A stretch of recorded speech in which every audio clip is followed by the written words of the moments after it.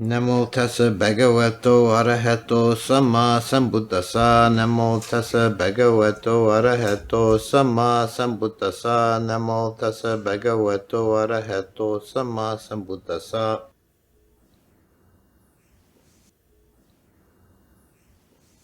The Dhamma is not meant to be just something that we do when we're sitting on the cushion. When we're meditating, it's kind of an artificial exercise we do to really focus on our mind states. But that should be, their whole life should be our practice. Everything we do should be incorporated into the Dhamma, should be inspired by the Dhamma.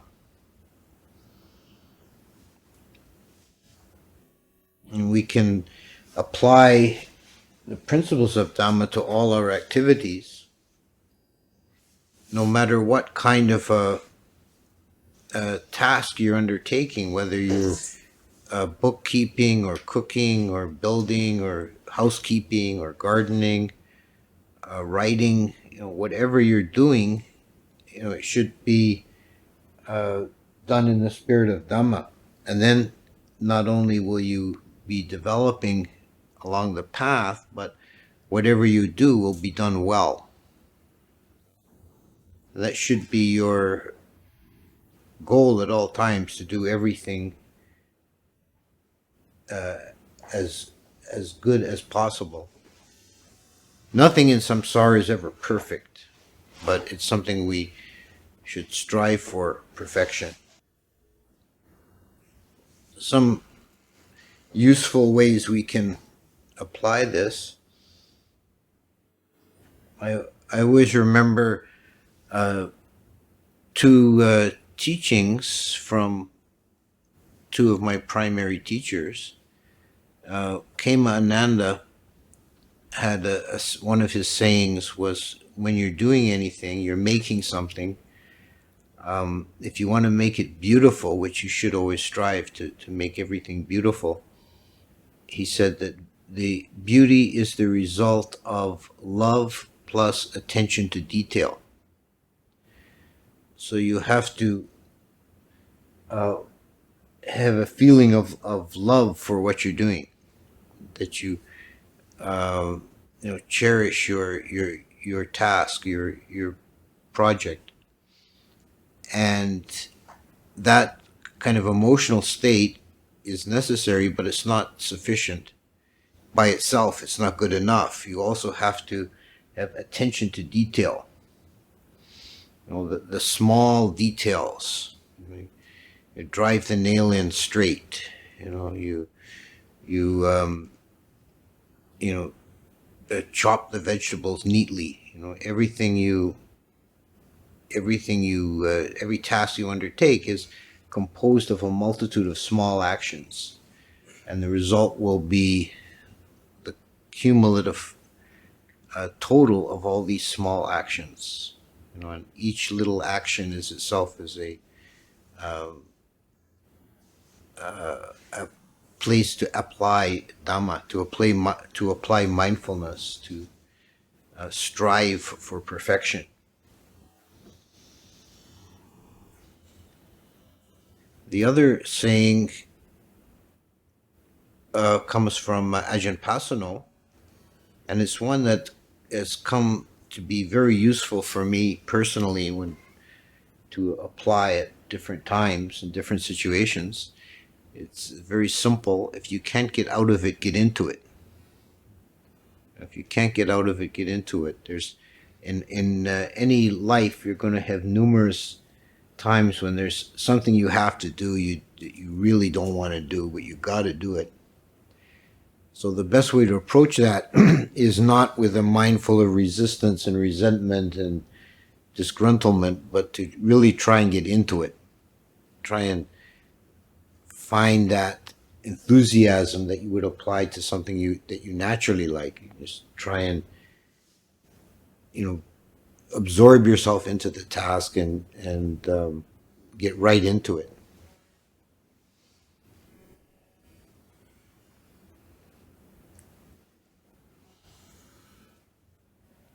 one of the teachings of the Buddha that's useful in all situations are the 4 iddhipada. That iddhipada means the roads to power or the roads to success. And it applies to meditation, but it also applies to mundane tasks of any kind. Whatever you're doing, you should be grounded in the 4 iddhipada. And these are chitta, chanda, virya, vimamsa. Chitta is the mind, it's the conscious mind, and in this context, what it means is that your mind is occupied with the task.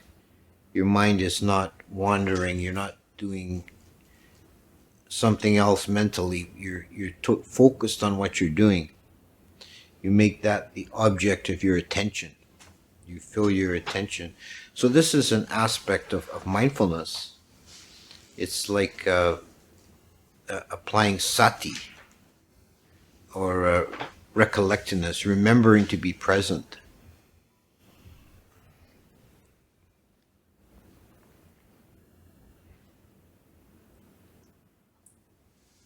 And chanda is enthusiasm,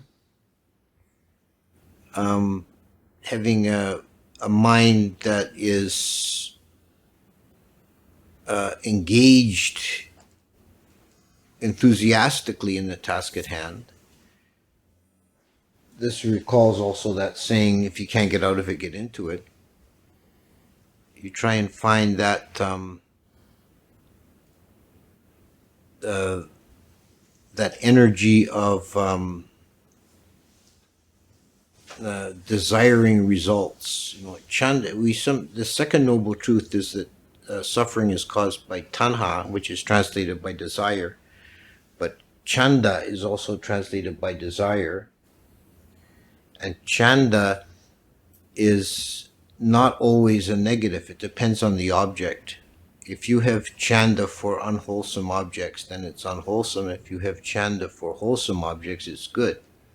So one of the requirements for making progress is Dhamma chanda, which is desire for the Dhamma, desire for liberation. And when you're doing any mundane task, you should have a chanda. You should have this kind of enthusiastic engagement with the task. Virya is energy, which means you have to put effort in. You have to make the effort to carry through the task. Often it seems that the hardest moment is the first moment, to get the energy to get started, and then once you're doing something, you can find an ongoing stream of energy. So you have to overcome any kind of slothfulness and resistance, and just do it.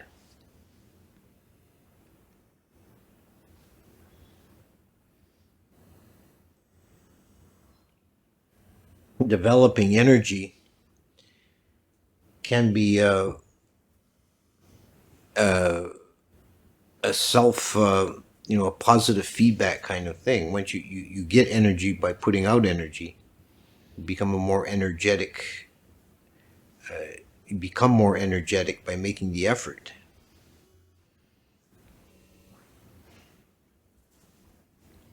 And the last one is vimamsa, which is investigation. And I think a useful way of understanding that is to call it intelligent curiosity. That means whatever you're doing, whether it's meditation or some task in the material world, you don't carry it out robotically or mindlessly, but you learn as you go. You constantly pay attention to the results, and you keep refining your technique. You see how does that work? Okay, and you take an interest in understanding the details of what you're doing. This is different than the way some people approach a task, or meditation. Actually, some people approach meditation this way, is to like kind of follow a schematic and set number of steps, and you do this, then you do that. That may be a way to begin something brand new, but as you develop, you need to learn by doing. You keep refining your technique by observing the results.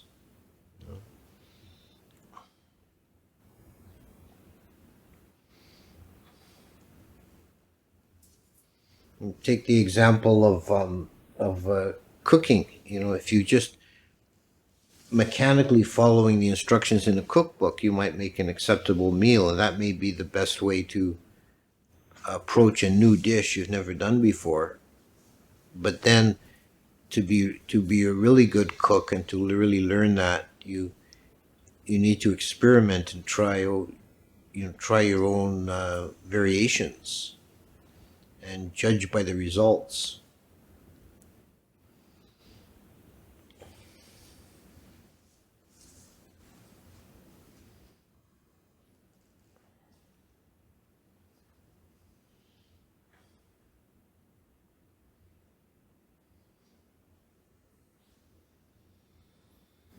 So, Chitta, Chanda, Virya, Vimamsa, these are the four iddhipadas, and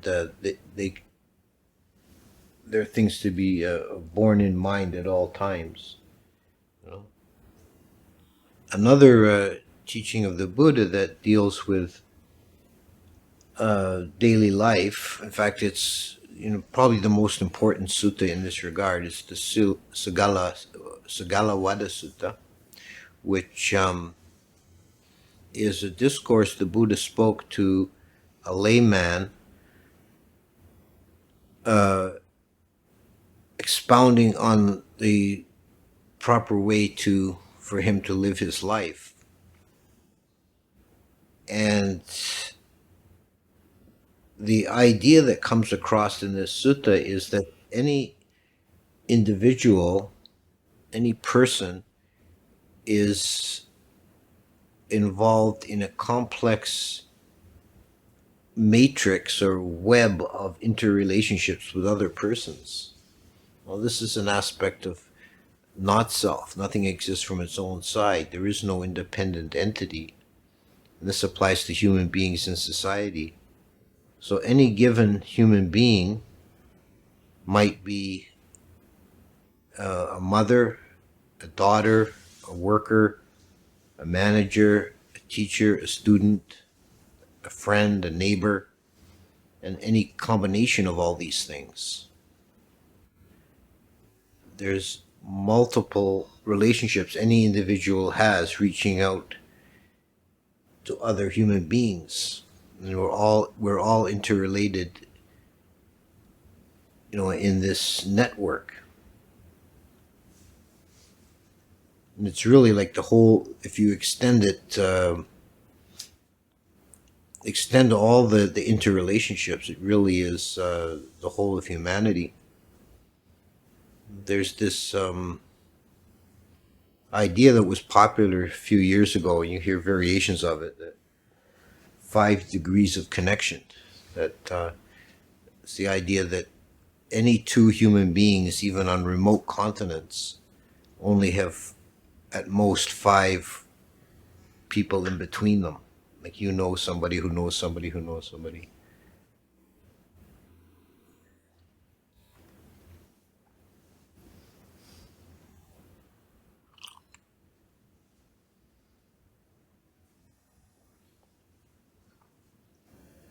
So we're all interrelated. And if you take any one person, they have all these different points of contact with other human beings. And in each relationship that you have, you have duties. This is atta in Pali, and in Sanskrit is arta. And arta is something that's a major theme in a lot of the Hindu teachings. It comes up in Buddhism as to a minor degree. It is mentioned, but the idea of your duty, your role in society. Your duties are defined by your position, and it varies between the same person might be, a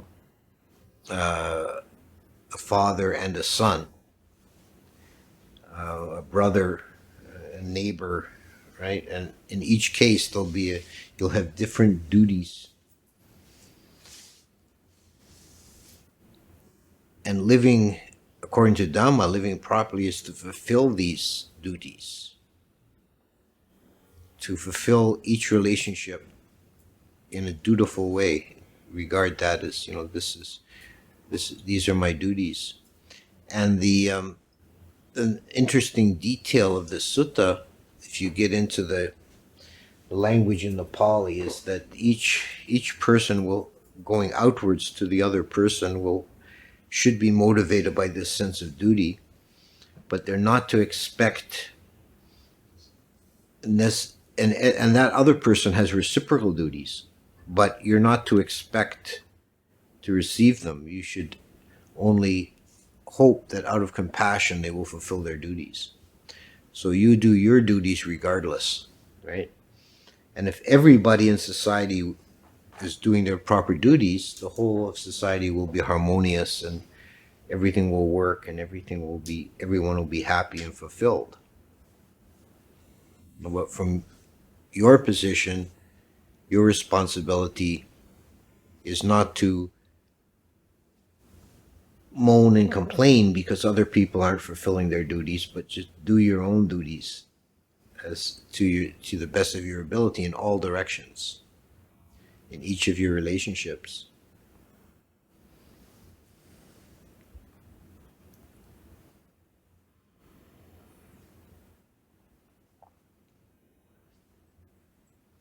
So the whole of life then is really a practice of Dhamma and living skillfully. And this is a way to develop personally, but also to live happily and live at peace, and to have a sense of fulfillment in your life. In some spiritual traditions, they make a lot more emphasis on practical skillfulness.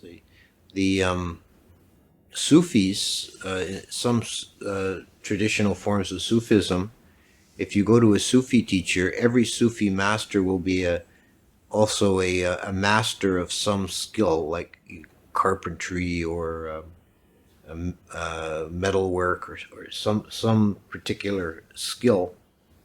And if you go to a Sufi master, he'll first teach you that skill, and he won't give you any spiritual teachings until you mastered that skill.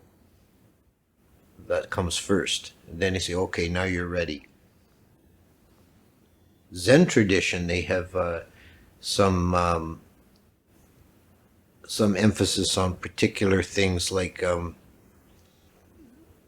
manual skills, like the two that they particularly, I've heard of them doing, is archery and calligraphy. And there's a very interesting case on calligraphy. There's a book on Zen teachings that has a section on calligraphy as a practice, and it has a photograph of side by side of the same character, Japanese character, done by a master and by an intermediate student. And at first glance, you can sense somehow the master's character is superior, it's better, but it's really hard to put your finger on why. Then there's a second set of photographs where they've magnified the image so you can see the end of one of the brush strokes. And one of the brush strokes, the one by the master, is absolutely crisp. It just ends in a very crisp line. And the one by the student is kind of raggedy at the end, kind of trails off. And the write-up explained that the master knows either to be making the stroke or not. There's no moment of hesitation when you're sort of making the stroke, and maybe it's long enough, I don't know. He's doing it, then he's not doing it. And it's an absolute distinction. I think that applies to a lot of tasks. The learning to not do it is almost as important as doing it.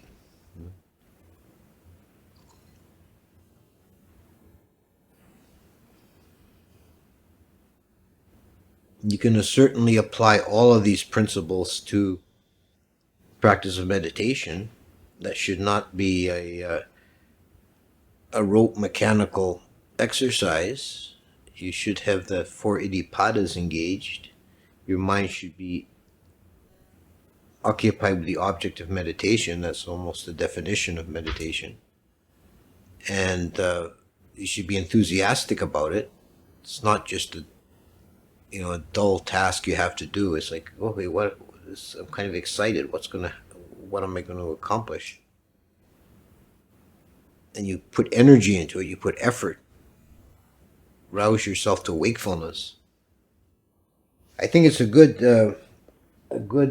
test of your wakefulness in meditation is really the immediate aftermath. When you finish the sit, do you feel groggy and sleepy, or do you feel more energized and awake and alert, ready for the day?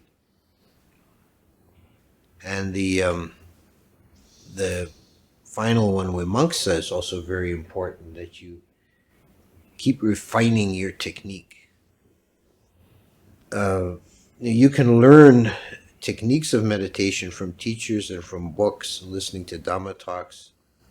All those things are useful, but it's really only to get you started. It's like the recipes in a cookbook. And then you have to find your own way in the end by observation of the effort and the technique and the result.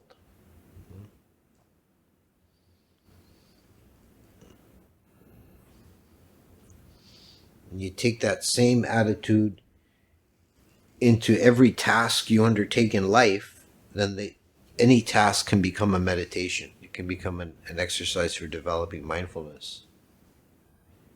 Whether it's a task you naturally relish and enjoy, then it's all the better. It's good if you enjoy what you're doing. But if it's something you have to do, you don't naturally enjoy it, then try to remember, if you can't get out of it, get into it. And throw yourself into it and try and do it the best you possibly can. Okay, so I'll stop there.